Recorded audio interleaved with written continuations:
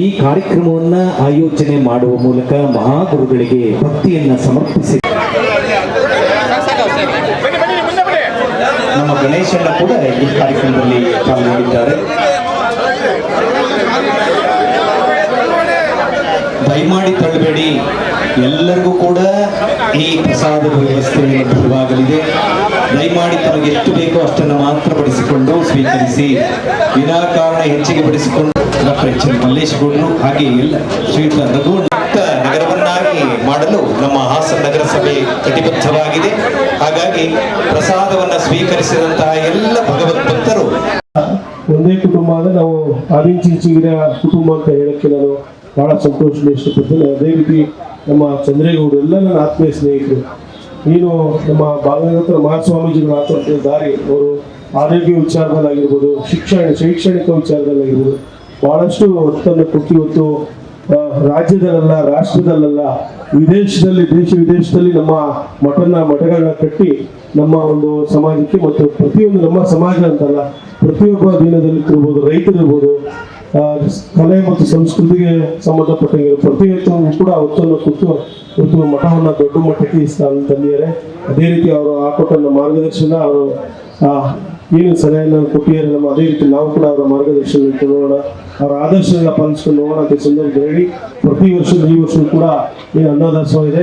ನಾವೆಲ್ಲರೂ ಕೂಡ ಮುಂದಿನ ದಿನಗಳು ಕೂಡ ದೊಡ್ಡ ಮಟ್ಟದಲ್ಲಿ ಇಂಥ ಒಂದು ಕಾರ್ಯಕ್ರಮಗಳನ್ನು ಮಾಡಿ ಬಡವರಿಗಾಗಲಿ ರೈತರಿಗಾಗಲಿ ಒಂದು ಅನುಕೂಲ ಆಗುವಂಥ ಕೆಲಸಗಳನ್ನ ಪ್ರಾಮಾಣಿಕವಾಗಿ ಮಾಡೋಣ ಅಂತ ಹೇಳಿ ಮತ್ತೊಮ್ಮೆ ಎಲ್ಲರ ಭಕ್ತಾದಿಗಳು ಏನಾಗಮಿಸಿದಿರಿ ನಮ್ಮನ್ನೆಲ್ಲರೂ ಕೂಡ ಈ ಸಂದರ್ಭದಲ್ಲಿ ಮತ್ತೊಮ್ಮೆ ನಮ್ಗೆಲ್ಲರೂ ಕೂಡ ಹೃದಯಪೂರ್ವಕವಾಗಿ ನಾನು ಎಲ್ಲರೂ ಕೂಡ ಅಭಿನಂದನೆ ತಿಳಿಸಿ ಈ ಒಂದು ಕಾರ್ಯಕ್ರಮ ಯಶಸ್ವಿ ಮಾಡಬೇಕು ಅಂತ ತಮ್ಮೆಲ್ಲರೂ ಕೂಡ ಮನವಿಯನ್ನು ಮಾಡ್ತೀನಿ. ಹುಟ್ಟುಹಬ್ಬದ ಶುಭಾಶಯವನ್ನು ಕೊಡ್ತಾ, ಹಾಗೂ ಏನಿವತ್ತು ನಮ್ಮ ಸ್ನೇಹಿತರಾದ ಸ್ವರೂಪಣ್ಣ ಅವರ ಕುಟುಂಬದ ವತಿಯಿಂದ ವರ್ಷ ಏನು ಅನ್ನಸಮರ್ಪಣೆ ಕಾರ್ಯಕ್ರಮವನ್ನು ಮಾಡ್ಕೊಂಡು ಬರ್ತಾ ಇದ್ದಾರೆ.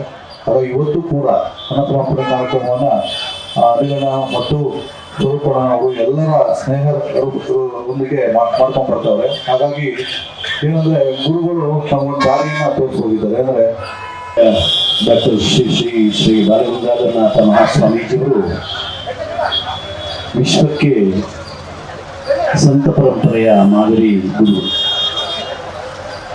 ಅವರು ಹಾಕೊಟ್ಟಂತಹ ಮಾರ್ಗ, ಹಾಕಿದ ಯೋಜನೆಗಳು ಈ ನೆಲಕ್ಕೆ ಅಪಾರವಾದ ಶಕ್ತಿಯನ್ನ ತಂದುಕೊಟ್ಟಿವೆ, ಸಂಸ್ಕಾರವನ್ನು ನೀಡಿದೆ.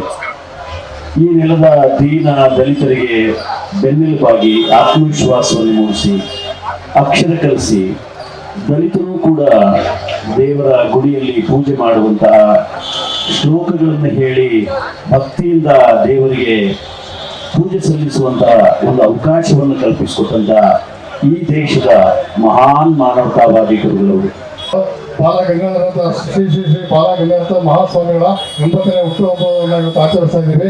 ಇದನ್ನು ನಮ್ಮ ಶಾಸಕ ಸ್ವರೂಪ್ ಪ್ರಕಾಶ್ ಅವರ ಕುಟುಂಬದವರು ನೆರವೇರಿಸಿದ್ದಾರೆ.